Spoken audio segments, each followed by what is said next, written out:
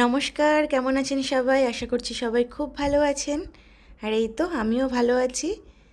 তো এটা ছিল গত পরশুদিনের ভিডিও। তো সকাল সকাল উঠে বসিয়ে দিয়েছি। সকাল সকাল উঠেছি কিন্তু খাবারটা বসিয়েছি অনেকটাই পরে।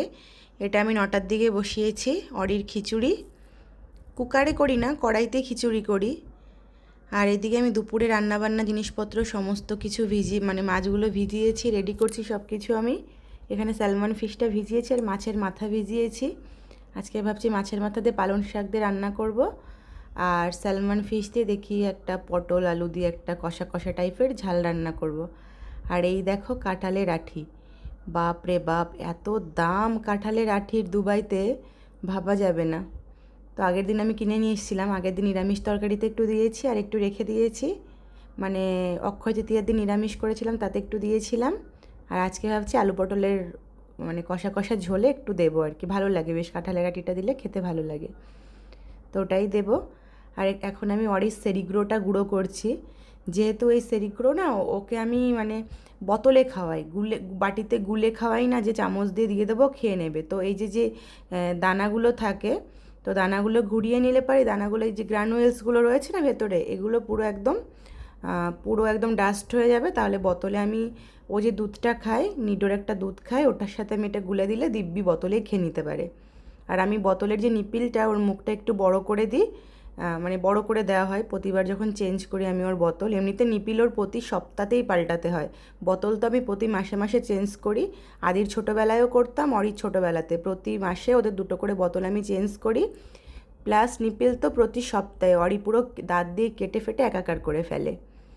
তো আমি গুঁড়ো করে একটু ঠান্ডা হতে দিলাম, যেহেতু ওটা গুঁড়ো করলাম তো না, একটু টাইম লাগবে ওটা ঠান্ডা হতে। তারপর আমি ওটা আবার যে বটল ডাব্বাতে রাখি সেটাতে রেখে এয়ারটাইট ডাব্বাতে ঢাকা দিয়ে রাখবো।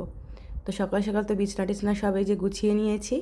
আর আমার এই বেডশিটের সাথে না সবগুলো কিন্তু ম্যাচিং, বালিশের অসার থাকে, কিন্তু আমার এই বালিশগুলো ইন্ডিয়া থেকে আনা শিমুল তুলোর বালিশ। তো ওই জন্য অসারগুলো আর কি আমি ইন্ডিয়া থেকে এনেই পরাই, এই অসারগুলো অনেক বড় হয়ে যায়। আর এই যে যে সাইকেলটা দেখছেন এই ঠাকুরের আসনের সামনে রাখা, এটা রাখা কেন বলুন তো, এটা আদির সাইকেল, যাতে অরি ঠাকুরের আসনের পর অ্যাটাকটা না করতে পারে। আর ওর বাবা কালকে পুজো করেছিল, আমি একটু অসুস্থ ছিলাম তো তার জন্য অক্ষয় তৃতীয়ার পুজো ওর বাবা করেছে। এই যে তুলসী মহারানীকে সাজানো, পুজো করা সব কিছু করেছে।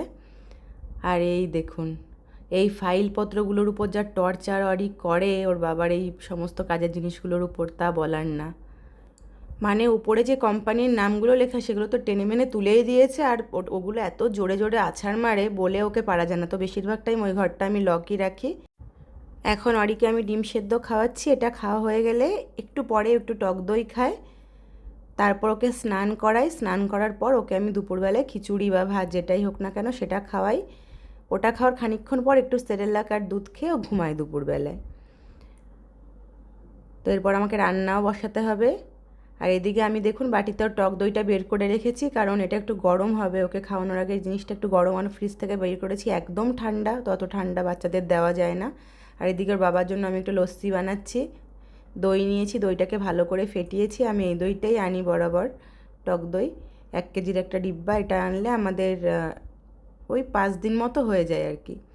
তো এটার মধ্যে আমি দিলাম, আগে দইটাকে ভালো মতো ফেটিয়েছি, তারপর একটুখানি পিঙ্ক সল্ট আর একটু ব্ল্যাক পেপার গুঁড়ো অ্যাড করেছি, চিনি একদমই দিই না। তারপর পরিমাণ মতো জল দিয়ে এটাকে ফ্রিজে রাখবো, ওর বাবা যখন আসবে তখন এটা খাবে। করছে না তা কান্নার কি হয়েছে? এসে টিভি দেখো, বাবা চান করছে। কেন না না, আসো বাবা আসো। তো ওর বাবাকে স্নান করতে দেবে না, ওর সাথে তো খেলতে হবে। এই যে ওর ভাত রেডি করেছি আমি, ভাত তো না খিচুড়ি, শুকনো শুকনো খিচুড়ি, উনি আবার ঝোলটা খান না। আর এদিকে এই যে হয়ে গেছে আমার রান্না, মাছের মাথা দিয়ে পালং শাক রসুন ফোড়ন দিয়ে, আর হয়েছে আলু পটল দিয়ে স্যালমন ফিশ, আর কাঁঠালের আঁটি দিয়েছি এর মধ্যে। কাঁচা লঙ্কা দিয়ে রান্নাটা করেছি যেন কালারটা এমন এসছে, কিন্তু গন্ধ খুব সুন্দর বেরিয়েছে। এই জাস্ট নামালাম আমি, এবার আমি যাব স্নানে। তারপর আজকে আবার একটু বেরোনোর আছে, দরকার আছে, একটু খেয়ে দেই বেরোবো। ওর বাবা বেরোলে খাইয়ে দেবে, বাবা যেহেতু ঘরে আছে আমার কাছে, উনি আর খাবে না। তো এখন আমি এই গ্যাস ট্যাসগুলো মুছে কিচেনটা পরিষ্কার করে যাই স্নান করতে।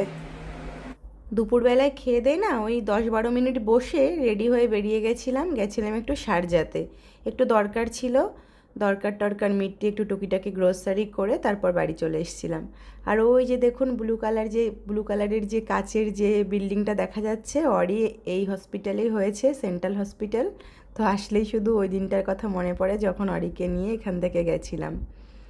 সেই ছোট্ট অরি এখান থেকে নিয়ে গেলাম, দেখতে দেখতে দেখুন আজকে 2 বছর হয়ে গেল। আদিও যখন শারজাতে আসতো তো শুধু দেখাতো, মা দেখো ভাই কিন্তু এখানে হয়েছে। এই জায়গাটাকে বলে শারজা ঘড়িচক। আগে যখন আমি নাব্বাতে থাকতাম শারজাতে, প্রচুর ঘড়িচকে আসতাম। এখানে সাবান্না ভবন বলে একটা হোটেল আছে, ওখানে ধোসা তারপর ছোলা বাটারা এগুলো খেতে। এখন আজমানে থাকি, খুব একটা এখানে আসি না খেতে, কিন্তু এমনিতে দরকারে আসতে হয় মাঝে মধ্যে। তো সবাই ভালো থেকো, সুস্থ থেকো, তোমাদের সাথে দেখা হবে পরবর্তী কোনো ভিডিওতে।